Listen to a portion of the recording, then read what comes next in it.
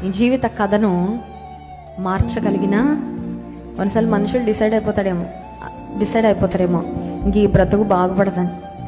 అలాంటి పాడైపోయిన బ్రతుకులు బాగు చేయడంలో మన యేసయ్యకు సాటి అయిన వారెవరు లేరు. మనుషులకు వాళ్ళు ముద్ర వేసేయచ్చు, ఒక ఫెయిల్యూర్, ఒక దురదృష్టకరమైన బ్రతుకు. మనుషులు కొన్నిసార్లు వాళ్ళు మాట్లాడే మాటలు చూసే వాటిని బట్టి ఉండొచ్చు, కొన్నిసార్లు వారి ద్వేషాన్ని బట్టి అలా మాట్లాడచ్చు. But God can change the story of your life. నీ హిస్టరీ ఎలా ఉన్నా నీ ఫ్యూచర్ యేసయ్య మారుస్తాడు. నమ్మితే స్తోత్రం చెప్దాం. హల్లెలూయా.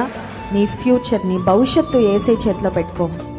అండ్ నీ జీవితాన్ని స్థిరపరుస్తాడు, బలపరుస్తాడు. నువ్వు ఎక్కడ పడిపోయావో, నువ్వు అనుకుంటున్నావు నేను ఇక్కడ పడిపోయాను, అందరు నన్ను చూసి నవ్వారు, నేను ఇక్కడ నుంచి పారిపోతా.